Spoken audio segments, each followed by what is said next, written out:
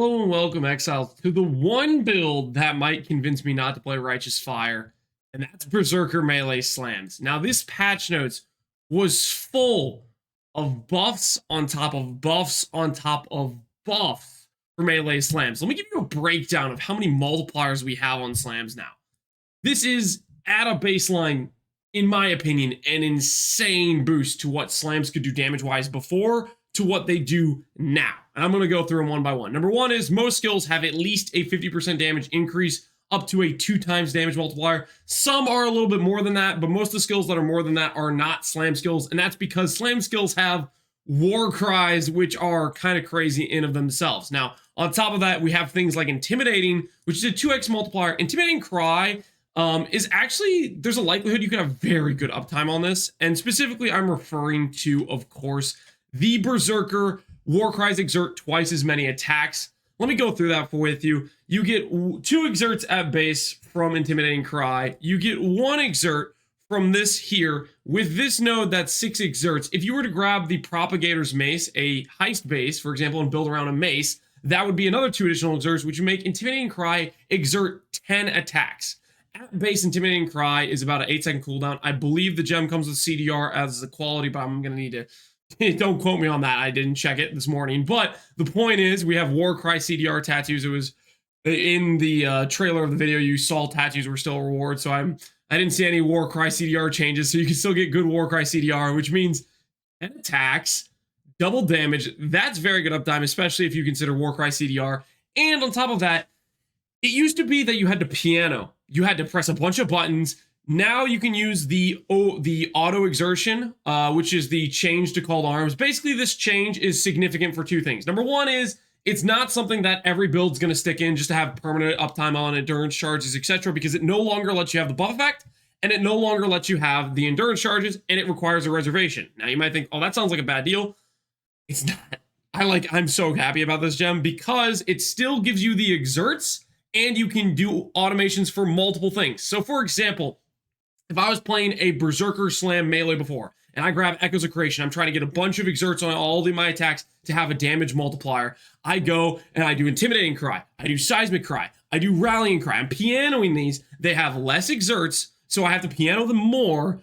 And on top of that, now I can have them automate. So what I could do is I could put Intimidating and Seismic, my most important War Cries, because it gives 50% more AoE, which is an insane amount of AoE now, and Intimidating for double damage. So I could automate those, and then I could just have, like, for example, Rallying Cry as a button I press occasionally. That also will give, if I invest into those additional exerts, will give 14, 16 exerts or something like that. And it's a button I'm not pressing very often, and I would have uptime on all 3 of those War Cries, and I'm just slamming the boss for double damage. Like, if you have 10 intimidating hits, 10 double damage hits on a boss, on top of these damage multipliers, you're killing the boss before those damage multipliers run out. On top of that, hold on, let me add this to the list because I completely forgot to add it. Echoes of Creation, 45% more damage multi on a helmet. There's things like Echoes of Creation, which is kind of crazy. Anyways, outside of that, going into the other damage multipliers, for example, if I'm running Rallying Cry, I would have Herald of Purity in a build. There's actually new tech I recently found this league that I really like with using Herald of Purity and the Guardian's Blessing. That actually works really, really well with Herald of Purity for basically permanent uptime. I could have Pride on that, or another damage, or another 50% aura I want, and in the reservation space works out really well. So I'm going to be doing that regardless, which makes Rallying Cry a 20% more multi because it's 5% per ally. Herald of Purity is 4 allies. Technically, if I add in some extra like Golem or something, it could be 25% more, but I'm not going to do that. I'll just have the 4 allies, so it's 20% more there. And then it also gives me an extra 12 to 18% of my weapons base damage as additional damage. So these are separate multipliers that multiply with each other, which is kind of crazy. On top of that, Seismic Cry, basically permanent uptime of 50% more AoE. If you saw the trailers of people earthquaking and the slams just being massive, that was Seismic Cry, and holy cow, is that going to feel good on a lot of AoE slams. On top of that, Rage is now a more multiplier. Now, Rage used to grant 1% damage per Rage. Now it grants 1% more damage per Rage. Much, much stronger. Rage used to grant 1% attack speed per 2 Rage. So at 50 Rage, it would be 25 attack speed. And then if you were Berserker, you could triple the attack speed. Now, I want to compare this to what we have now, which is you get 1% attack speed per rage with the Crave of the Slaughter node, and you get the ability to get 50% increased rage effect. This ends up being, I'm pretty sure, more damage than the old setup was. Like, reworked rage, I'm pretty sure is more damage than full stack investment of current rage, because the attack speed, I think it's a difference in being like, we'll get close on the tree. We can get up to about 60 max rage, so it'll be 60% more damage. This node here will be another 30% more damage on top of that. That will also mean this node is giving us a total of 90% attack speed between these two nodes. And then I believe there's a mastery for movement speed, which ends up being a little lower, a little bit lower as well. So basically, you lose a little bit of attack speed, a little bit of movement speed, and your damage increase is a damage multiplier, and it's quite a bit higher. Not only that, something that I think people are sleeping on, they might look at Berserk and say, oh my word, Berserk got killed. I have news for you. It's actually, in a lot of cases, it's a lot better. Berserk used to be a very hard thing to get good uptime on. You basically had to be Calm Spirit with insane regen, or Ravenous Passion, or some very min-max Chainbreaker build. You need some investment sources like these to have good rage uptime. Otherwise, it was pretty much just, you could only use it right on the boss, and it had like this tiny window of uptime. Even as a Berserker, the rage gen wasn't good. With the new changes to rage on hit you can get on the tree, you can get 7, 8, 9, I think even close to 10 rage on hit, and it generates every 0.5 seconds, which means effectively you can have somewhere easily in the range of 10 to 20 rage gen with just a few passives on the tree. For example, Berserker has just 2 rage gen on the small nodes by itself. You have 1 rage gen here, 1 rage gen here. There's nodes on the tree like this node that gives 3 rage when you get hit, or just a lot of small nodes that give 1 rage on hit to begin with. Point is, if you're investing in a lot of that max rage, you're going to have very good uptime on Berserk. And the Berserk effect still is quite powerful because it's not just giving you, like if you're investing into the max rage and stuff like that, this 50%, or it goes up to 60% rage effect is giving you anywhere from 18% more to 36% more damage. And on top of that, this should also apply to Berserker getting 1% attack speed per rage. This should also apply to the 1% per armor from one of the nodes on the tree, which is also quite interesting, as well as I believe there's a master that's going to exist for movement speed per a certain amount of rage. I forget how much. But point is, Berserk, it is weaker overall, but you have much higher uptime, and the damage multiplier on it is actually like how big your hit is actually a bit higher. It doesn't stop there, though. We also have, well, I mentioned this earlier, we have very good uptime on War Cries due to the fact we can automate some of the ones, which makes the playstyle infinitely better. But also the quality change, this goes to every melee build, but it applies to slams as well, which is basically a 15 to 25% more damage multiplier on top of the fact every skill is hitting 1.5 times to 2 times harder. So you have this from the quality of fizz-based weapons.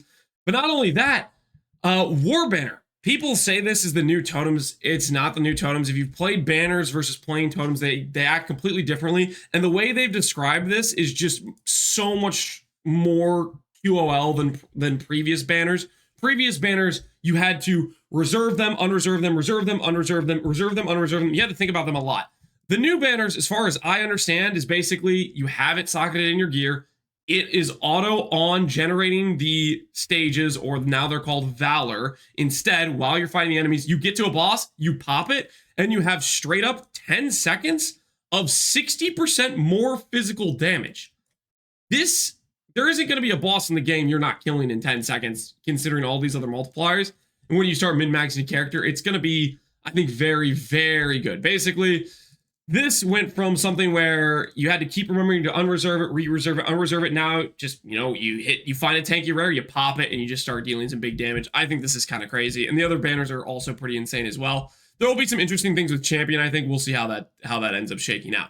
All right, outside of that, I don't know if you caught it. This is going to be stuff that applies to a lot of different weapons, but the mace one itself is just bonkers crazy. The mace one was 30% to 50% of every element gained. So if we played a mace build with the propagator mace with those extra exerts, we could have 150% gain as elemental just from the enchant on a mace.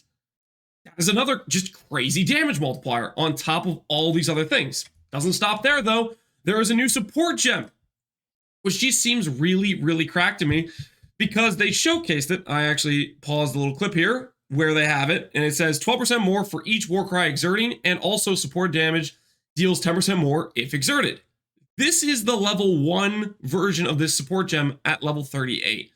That means if I'm doing what I'm planning to do for my character, which is going to have Seismic, Intimidating, and then Rallying Cry, just 3 War Cries, this is a 46% more damage multiplier at level 1. That's kind of unheard of. Most damage multipliers at level 1 are about 20% more in this game currently. Just go through and look at the supports. This is close to equivalent power to most level 5 Awakened Gems in a lot of different build archetypes. And that's the level 1 gem. I'm sure this gem scales, so again, it's just another thing that's just extra power for slam builds that seems pretty dang cracked. And then Echoes of Creation. This existed before, but now you don't have to play like a piano build. You could just play more like a normal human, and still it's a 45% damage multiplier. All this stuff is just multiplier on multiplier on multiplier. I can't see slams not feeling really good on a league start and not being able to deal pretty sizable damage. I could see one-shotting a lot of Guardians, to be honest, when all this comes to fruition and you have all this stacked up together. I think it's going to be pretty crazy. Needless to say, this is the one thing that might stop me from training Chieftain. I'm really excited about Chieftain RF and this new node to have a bunch of uptimes and different War Cries. Thinking about it more, I could probably do some automation with Eternal Apple to get even more giga buffs of War Cries on the character. But man, I can't tell you how tempting it is for me to play slams. I unironically believe I like to do Sanctum League starts. It's very good currency-wise. Raw currency is king early league. Sanctum League starts require something very important, and that's really good damage really early on. And I unironically believe Zerker might have enough damage now with slams to just do Sanctums early, where you have just an okay weapon. You have all of the damage multipliers mentioned here, except for, well, you don't have Echoes of Creation, but still, basically all of these other ones apply to current slams. All these extra damage multipliers are just, for the most part, they're just more things than we had previously. For example, Intimidating Cry, you had that previously, but you wouldn't have good uptime on this double damage. Now I think it's realistic to actually have good uptime, because you can get and exerts reasonably if you do a mace build, and I think I'm going to do a mace build with it. I'm going to do that propagator thing, and having the automated War Cry, I think this thing will just be absolutely crazy, and I'm really excited about it. That being said, I played the best league start I've ever played last league, which was Hexsplash, Tri-Stack, Inquisitor. Looking at the patch notes, the main nerf it received was on the very high end, which was basically min-max the Doran setup. Outside of that, it didn't get hurt at all, and that build, in my opinion, was better than DD, and DD got killed for it. I thought Hexsplash was going to get nuked. Hexsplash didn't get touched at all. I mean, technically, its leveling is slightly worse, but, like, it's still insane. So I plan to make a League Start guide on that, but I think I'm going to start this. This is one of the first times ever I'm going to make a League Start guide for something I'm not going to start, and that's mainly because of how good Energy Blade was. So expect a video coming out for me based on that, because I think it's an insane League Starter, and I'm going to basically just readjust based on things I've learned and updates I'm going to make based on the patch notes of things that changed. Not much has changed. Ivory Tower not nerfed, Wrathpith not nerfed, Shaper's Touch not nerfed, most of the tri-stacking things not nerfed. We have Brandis Pack back, so there's a lot of good things there that work out. We can run a split personality setup. There's a tree I have that works for it, and Adorn, even though it's gone, that build should still be insane. So anyways, I say all this to say, man, slams got me excited. It's either this or Righteous Fire. I'm having a tough time deciding, because both of them I think are really fun. I just love Righteous Fire. So fun to play, but this has me questioning.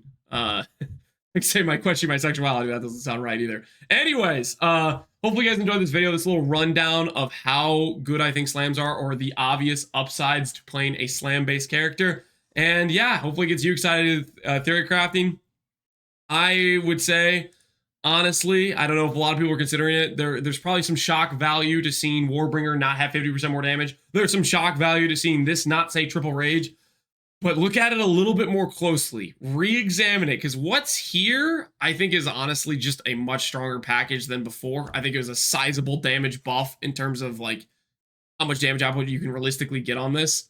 And you might find that there's a reason to log into Berserker. That's what I'm thinking about. It's Berserker or Chieftain. I'm undecided. I'm going to have to work through that. But this got me real excited. Slams have always been my favorite archetype of melee, and this to me is a complete revival of what slams could be in an insanely large way. So anyways, Hopefully you guys enjoyed this video. As always, I appreciate you guys watching. Take care and peace out. Have a good one, Exiles.